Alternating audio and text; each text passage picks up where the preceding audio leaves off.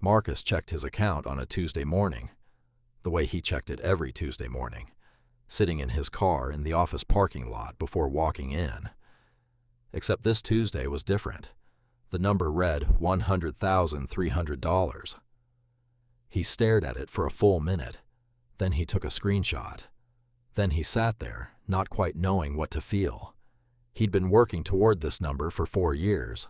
4 years of automatic transfers, of skipped vacations, of driving a car his coworkers quietly judged, of saying, "I'm good," when someone suggested an expensive dinner he could technically afford, but chose not to go to. And now here it was, 6 figures. His. He walked into the office, sat down at his desk, opened his laptop, and typed something he'd never typed before into Google. What do I do after saving $100,000? What came back was a wall of contradictory advice. Invest it all immediately. Keep 6 months in cash. Buy real estate. Max your 401k. Put it in a high-yield savings account. Start a business. And buried in the middle of all of it, the question nobody was actually answering. Which one is right for me right now, at exactly this moment? What Marcus needed wasn't more information. He needed a framework, an order of operations, a clear sequence for what you do with $100,000 the moment it arrives. That protects what you've built, puts it to work at the right risk level, and doesn't let 4 years of discipline get undone by one bad decision made in a moment of excitement. That framework is what this video is, and by the end of it, you'll know exactly what Marcus should have done, and exactly what you should do when you get there. Here's the thing about Marcus that made his situation dangerous in a way he didn't see coming. 4 years of delayed gratification had built up enormous psychological pressure. Every time he'd said no to something, he told himself, consciously or not, that when he hit $100,000, he'd finally breathe, finally reward himself, finally allow the money to become real in some visible, tangible way. And the moment the number crossed 6 figures, every deferred want came flooding back at once. The trip to Europe he'd been postponing, the car upgrade he'd been justifying as necessary, the apartment with the second bedroom he'd been pretending he didn't want. His brain, quite literally, felt like it had earned a spending spree. And that feeling, that sense of permission, of arrival, of finally, is the single most dangerous moment in the entire wealth-building journey. Because $100,000 is not the finish line. It is the launch pad. And there is a very specific reason why people who treat it as a finish line end up starting over. The money they accumulated didn't fail them. Their timing did. They spent the capital before they understood what capital actually does. Research on sudden wealth, lottery winners, inheritance recipients, people who hit unexpected financial milestones, consistently shows the same pattern. The majority of people who receive a significant lump sum without a clear plan for it return to their previous financial position within 3 to 5 years, not because they're irresponsible, because nobody told them that having money and knowing what to do with money are completely different skills, and the gap between those two skills is exactly where $100,000 goes to die. Marcus almost fell into this trap. He came within one browser tab of booking a $12,000 European vacation on the day he hit the milestone. And if he had, this would be a very different story. Instead, Marcus did something unglamorous. He called his older brother Daniel, the only person in his life who had actually built real wealth, and asked him what to do. Daniel's first question wasn't about investing. It wasn't about real estate or index funds or Roth conversions. His first question was this: if you lost your job tomorrow, how long could you survive without touching your investments? Marcus thought about it. His monthly expenses ran about $3,200.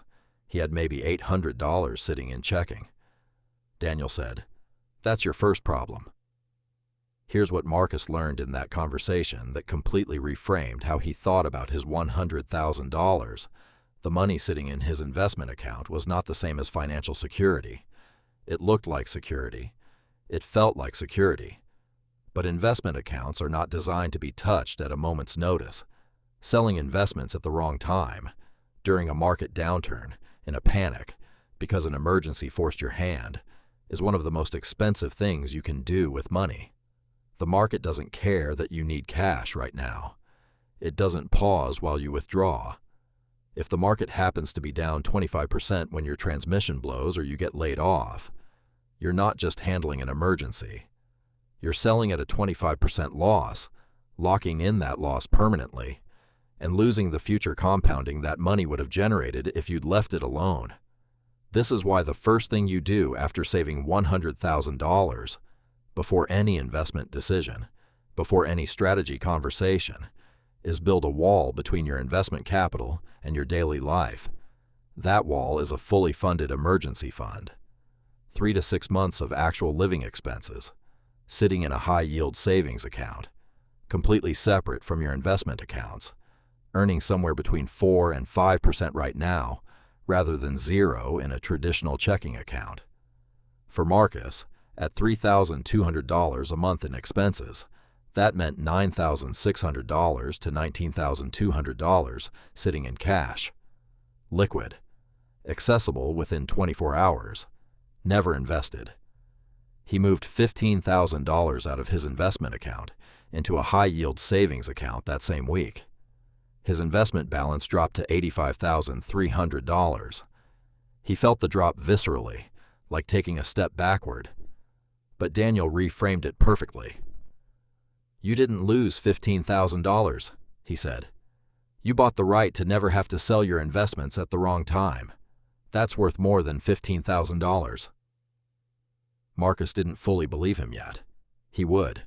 2 weeks after building his emergency fund, Marcus sat down and did something he'd been avoiding for years. He listed every debt he carried, with the interest rate next to each one. Student loans, $14,200 at 6.8%. Credit card balance he'd been carrying for 8 months. $3,400 at 22.9%.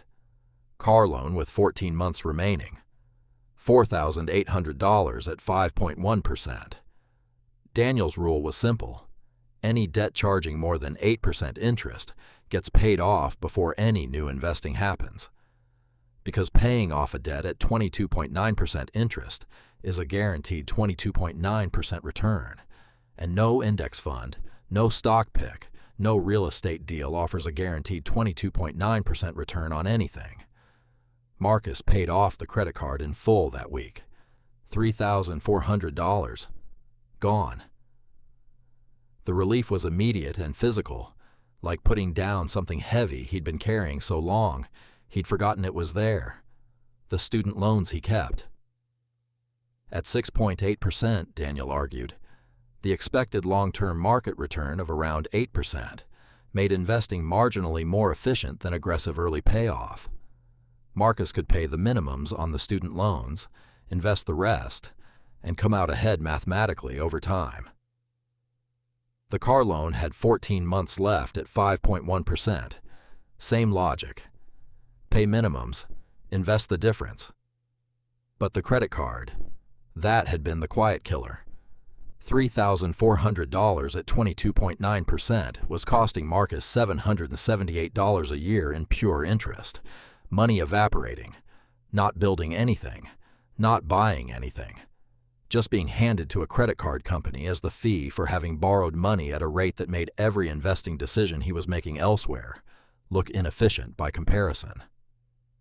Killing that debt wasn't a sacrifice. It was a guaranteed 22.9% return on $3,400. Marcus's investment account now sat at roughly $81,900 after the emergency fund and debt payoff. He'd started this process with $100,000 and now had $81,900 invested, plus $15,000 in a high-yield savings account. He felt poorer. He was actually wealthier. The $18,100 he deployed had been used to buy something most people never buy deliberately: a clean foundation. This is the part of the conversation with Daniel that took Marcus the longest to understand, and the part that would ultimately matter the most over the next 30 years. "Before you put another dollar into your regular brokerage account," Daniel told him, "I need to know where your current investments are sitting."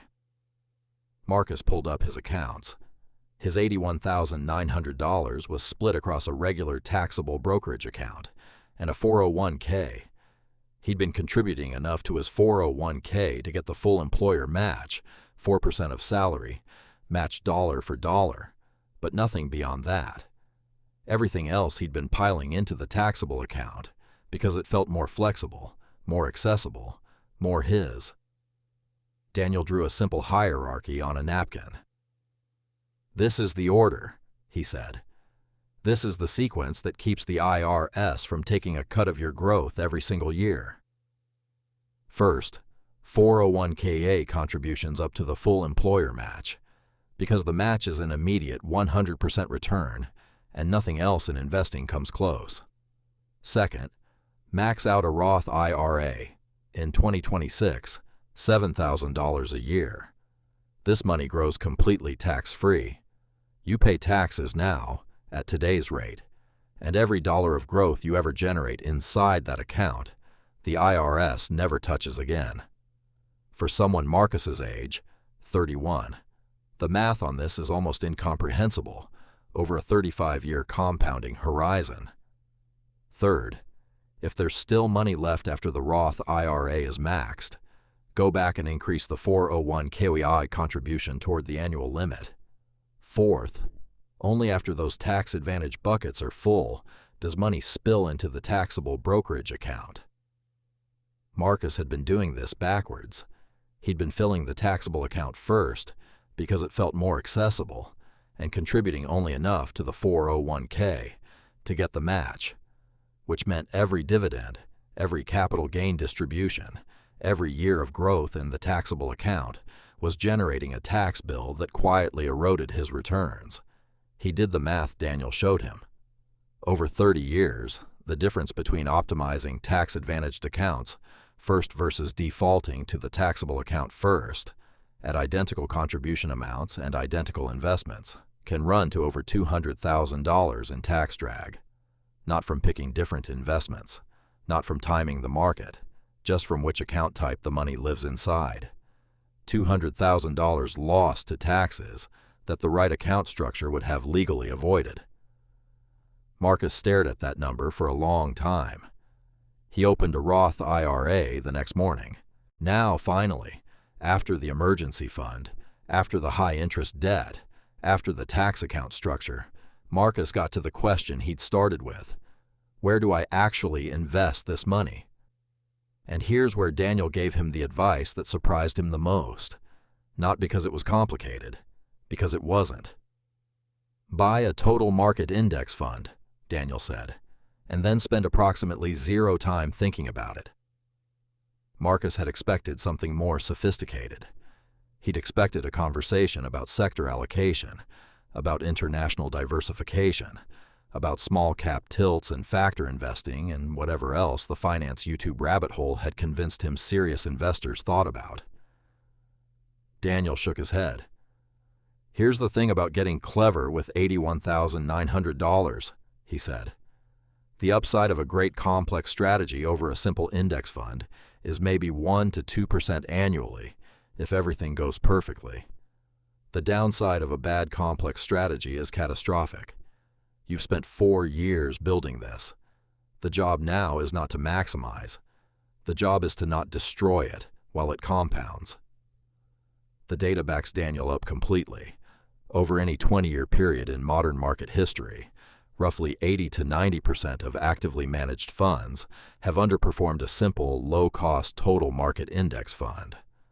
Not because fund managers are incompetent, because markets are efficient enough that consistently beating them is nearly impossible, and the fees required to try eat up any advantage that might occasionally exist. A total market index fund gives Marcus exposure to the entire U.S. economy. When one sector struggles, another carries the weight. When the economy grows overall, the fund grows with it. The expense ratio on a Vanguard or Fidelity total market fund runs around 0.03% annually, essentially free compared to actively managed funds that charge 1% or more. Marcus invested $74,900 across his Roth IRA and 401k, both holding the same simple index fund. He kept $7,000 set aside to max out the Roth IRA contribution for the year. His portfolio now looked like this: $74,900 in index funds across tax-advantaged accounts, $15,000 in a high-yield savings account emergency fund, credit card debt eliminated, student loans and car loan on normal payment schedules. Clean, simple, built on a foundation that wouldn't collapse under him if something went wrong. 14 months after that Tuesday morning in the parking lot, Marcus's company announced layoffs, his entire department, effective in 60 days. Old Marcus, the one with $800 in checking and $100,000 in an investment account he'd have had to sell at a 19% market loss to access, would have been devastated. He would have taken the first job offer that came in, regardless of whether it was right, because he couldn't afford to wait. He would have gone into interviews desperate, and desperation shows. He would have sold investments at the worst moment, locked in losses permanently, and spent the next 2 years rebuilding what the layoff took from him. New Marcus, the one with $15,000 in liquid emergency savings, did something different. He took 6 weeks. He was selective. He turned down 2 offers that weren't right. He negotiated aggressively on a third because he wasn't operating from desperation. He got a job that paid $14,000 more annually than the one he'd lost, with better benefits and work he actually wanted to do. The emergency fund didn't just protect his investments during the layoff, it changed the outcome of the layoff entirely. The $15,000 he'd felt like he was losing when he moved it out of his investment account had returned, quietly, indirectly, invisibly, in the form of a $14,000 annual salary increase he was only able to negotiate because he wasn't afraid. His investment account, untouched through the entire 6-week gap, had continued compounding. The market had dipped during those weeks and recovered. Because Marcus hadn't sold, he hadn't locked in any loss. He'd just waited from a position of strength, and the market had done what markets do over time. By the time Marcus sat down to check his account on the first Tuesday after starting the new job, the number read $118,400. He took a screenshot, same as before. This time he knew exactly what it meant. Here's what Marcus figured out that most people never figure out, because most people never build the foundation that lets them see it. $100,000 isn't a reward. It isn't proof that you've made it. It's the first moment in your financial life where the decisions you make start carrying real, lasting consequences in both directions. Make the wrong moves in the first 90 days after crossing 6 figures, the vacation, the lifestyle upgrade, the hasty investment into something complicated, and you can erase 4 years of discipline in a single season. Make the right moves: the emergency wall, the high-interest debt, the tax structure, the boring index fund, and you build something that holds through layoffs, through market crashes, through the unexpected expenses that have derailed every financial plan you've ever made before. The sequence isn't complicated. The execution isn't complicated. What's hard is resisting the pull of the celebration when you've been grinding long enough to deserve one. The celebration is real. You earned it. Just let the foundation go in first. If this video gave you the framework you've been looking for, hit subscribe. Every week we break down exactly this kind of thing, the part of personal finance that nobody explains until you're already standing in the moment needing it. Now go build the wall first. Everything else gets to be exciting once the wall is up.